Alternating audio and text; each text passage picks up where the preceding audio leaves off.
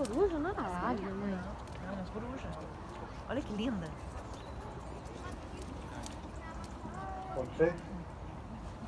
Right, good afternoon everybody and welcome to Warwick Castle and our Winter Birds of Prey show. I'm Paul, that's Earnie at the far end, and the other bird in the show, he's called Charlie, very different to Earnie, and Charlie is a Harris hawk. Earnie, well, he's obviously an owl, but not any old owl. He actually is Africa's largest owl, the milky eagle owl. But Earnie doesn't have any idea about Africa. That's because he's from a much more exciting place. He was born in Wolverhampton, so he really has absolutely no idea what living in the wild is all about. And at just 6 months old, can you believe? Look at the size of him, he's absolutely huge. But at 6 months old, he's just getting to grips with life here at the castle. So he's never caught a single thing in his life. Totally reliant upon myself to give him his dinner. And as you've seen, Ernie's happy to sort of follow me around. He's often happy to come along and land upon the end of my arm. But Ernie isn't doing this because he and I are best pals. He's doing this because I've got all of his dinner for him. So the relationship that we have is very different to like the relationship you would have if you've got a dog at home. A dog is a social creature, will want to belong to your family group, and it's important that your dog knows that you actually like him or her. It's very different with an owl and with all birds of prey.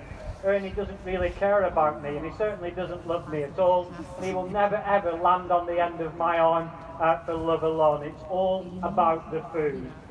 Don't get me wrong, he trusts me, he knows exactly who I am, but not that long ago, the last thing on his mind was to land on my arm because he was really frightened of me. Now, although he's been born in captivity, he was reared by his natural mum and dad. So he understands he's a milky eagle owl, quite different than if I'd have actually reared him by hand. See, if I'd have reared him as soon as he's hatched out of the egg, he would have presumed that I was a parent, and therefore wouldn't have actually had any fear of me at all. But it wasn't like that, so I needed to make friends with Earnie. And as I've mentioned, it's all done through his belly. And for the first couple of days, he didn't even want me to give him anything to eat at all. But once he was quite happy to accept food out of my gloved hand, what I could start doing was persuading Ernie to actually step onto my glove for a reward of food, and then jump a short distance. And once he was happy to jump on the end of my arm, Ernie became really quite manageable. So what I was able to do, I was able to carry him around the grounds of the castle, just getting him used to the sights and sounds that go on here. And you might be thinking that this is quite a busy day here at Warwick. But in summertime, and Earnie is going to be on our show, which is called the Falconer's Quest. It takes place on the riverside. There's well over 50 birds in that show. It takes 4 of us to actually operate it.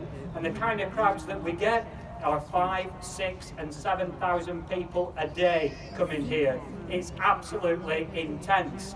So actually training Earnie at this time of year has been, well, a bit of a godsend, because obviously we're in the holiday period now, but very often on the afternoon show, when I'm playing Earnie, there's only 10 or 12 people coming along.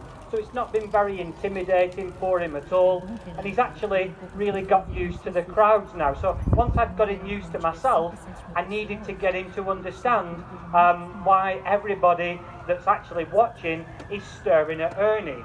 Initially, he didn't like the fact people were looking at him, and he took their direct stares as a threat, convinced that one or more of them were maybe going to jump over the rope and do some sort of harm to him. So it's just a case of persevering. I'll never forget his first show. I brought him up, it was a bit drizzly, there was just a handful of people there, and I thought, this is perfect, absolutely ideal for Earnie.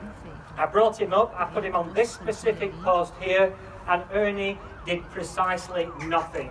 I mean, he wouldn't even fly that far to me, because the few people that were gathered here were all looking at him. Ernie was looking back at them, and it was like a stalemate kind of thing. He was just totally out of his depth and didn't like the fact that everybody was looking at him. But he understands it now. It's just a case of persevering, just showing him more and more and more. And now, as far as he's concerned, you guys are completely irrelevant to him, because you're not going to hurt him. But he also understands that you don't actually keep dead chickens in your pockets like I do. And that's why he's only really interested in what I'm actually doing here. And honestly, we have such a diverse range of birds here. We've got smaller owls, like Oscar. He's our barn owl. We fly hawks and falcons, and we fly some absolutely enormous eagles and vultures. Some of our birds are so big. Nikita, for instance, the Steller sea eagle, the wingspan is 8 feet across. She's absolutely huge. Earnie here weighs in just over 5 pounds in weight, so about just under 2.5 kilograms. Nikita is 8 kilograms. And we also fly the largest bird of prey in the whole world. Our individual is called Rosie, and she's an Andean condor. 10.5-foot wingspan, 3 meters from wingtip to wingtip, so truly enormous. But they all start off the same way. We've got to get them used to flying from A to B in a straight line, get them to understand that the people that are watching are not going to hurt them at all. And it's at that point that we need to move on and ask the birds to do something a bit more exciting. If Ernie was an eagle, he would now be on his way up to our base at North Yorkshire. We're on the side of a huge hill called Pennygent, one of the 3 peaks of North Yorkshire. It's brilliant for training big soaring birds, but that's not what Ernie is. He can't dive like a peregrine falcon at 200 miles an hour, soar like an eagle, or twist and turn through the branches of trees like a sparrowhawk would do. And that's just down to the fact that Ernie is more of a nocturnal predator. He's designed to sneak around under the cover of darkness.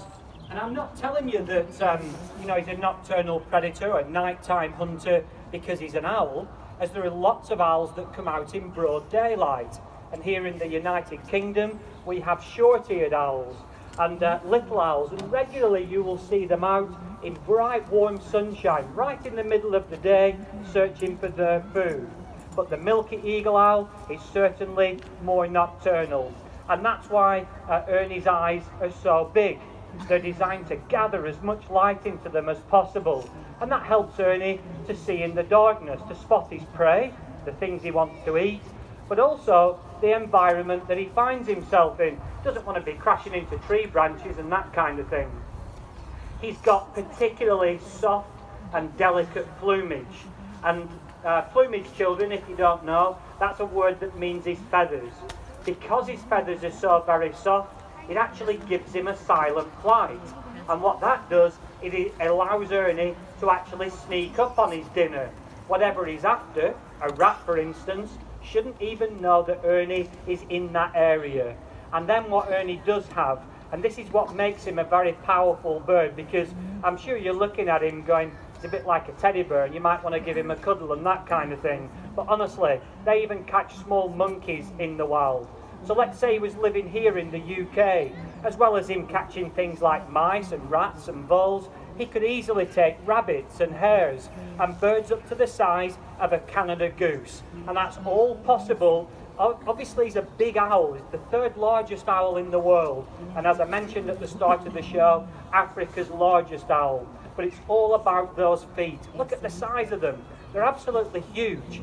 Thick, powerful toes, 4 of each on each foot, and they have needle-sharp talons upon the end of them. And honestly, they are absolutely pin-sharp, and that's what Ernie will use to catch hold of his dinner. But as I mentioned earlier on, Ernie doesn't know that he's got this kind of power at all. He's never caught anything in his life. And because of the fact that, I can't get him to soar like an eagle or dive like a falcon, we've been racking our brains as to what we're going to do to make Ernie's part of the show more interesting for you guys that are watching and more challenging for Ernie as an individual. So what we've decided to show you, to try to show you, is Ernie's hunting skills. I'm going to show you exactly how he would catch dinner for himself. Now, all of Ernie's training, right up until this point, has been going absolutely fantastic. It's been an absolute joy to work with. However, trying to get Ernie to learn to start catching things, well, it's proving to be a bit of a challenge. But we're going to give him a go anyway. So the first thing I need to do, Ernie, is ask you to head down to your favourite tree. He absolutely loves it over there. Now, to show you how he would catch something, I'm not going to use anything live to run around on the grass for Ernie to chase. I'm going to use this small piece of chicken, bigger than the pieces I've been offering him, nevertheless still a relatively small piece. The idea is, when I throw it out onto the grass in front of me, Ernie's brilliant eyesight should pinpoint it to within a few millimetres of where it lands. He's going to jump out of that tree. Now, he's only going to need about 5 wing beats, and that will be enough to get Ernie into a glide. But he's got to concentrate, so he's not going to be coming in fast. Remember, this will be happening in the darkness, something we would very rarely get to witness. But he's got to concentrate. And you need to concentrate more than you did yesterday, mister. So he shouldn't take his eyes off this piece of food for one moment, and at the last second, as he closes in on the target, those enormous feet that I pointed out to you, which in flight, he makes like a fist with them, and they're tucked underneath his tail, so they're behind him. But as he approaches this, those feet should open out in front of him, exposing the talons, and Ernie has got to nail this to the ground with his talons. So that's what we're looking for in this exercise, the fancy footwork right at the end. He is paying zero attention. He hasn't even been bothered to turn around since he landed in the tree. Right, Ernie, come on. We're on the exciting part. So keep your eyes on where the food lands and the fancy footwork at the end. Okay, Ernie, are you ready? Let's go, Earnie. Well, that's a great reaction, and he's gliding already, look.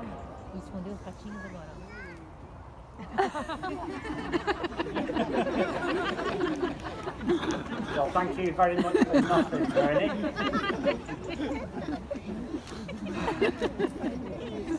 So, if you didn't see what happened there, instead of Earnie nailing it to the ground with stacks of aggression, he's just casually landed by the side of it and bent down and picked it up with his beak. And obviously, if that was a rat he was hunting in the wild, I don't think he's really going to be there when you bend down to pick him up, Ernie.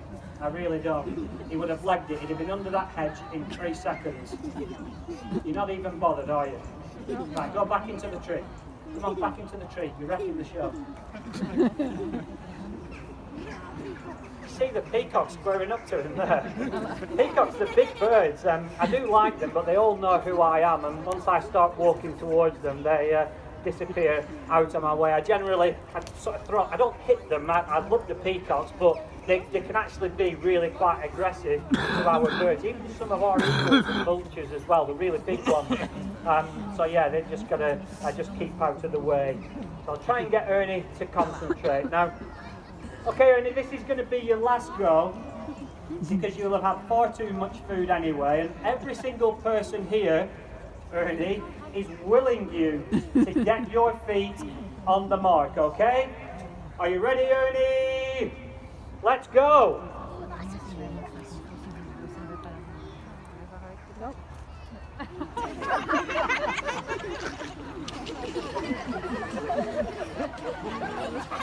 That was absolutely rubbish, Earnie. We're going to have to do something here. About a week ago we was doing this, a very quiet show. He overshot it by about 10 or 12 feet, and I had to point it out to him where it was. He just couldn't believe that it was behind him. But anyway, you are rubbish, Ernie, but you're absolutely lovely. Ernie is a genuine nice guy. And not all the birds that we keep here are nice at all. Natural fact, some of them are particularly nasty. But Ernie genuinely nice, and I think that's his problem. He just doesn't have that killer instinct. He doesn't have that aggression. But lovely bird to work with, and hopefully we can get Earnie taking part in our summer show down on the riverside at the Falconer's Quest. But for now, I'm going to pop him into one half of this arena box. It's quite comfortable to go in here. It's clean and dry, has carpet at ground level for Earnie to grip to. And what it does, obviously it's divided in half, it just stops either bird from seeing the other one having something to eat. So for instance, if Charlie here could have seen Earnie getting all of that food, he'd have been incredibly jealous. He would have wanted the food as well, of course, and that just would have been very, very unfair of him. Charlie, as you can see,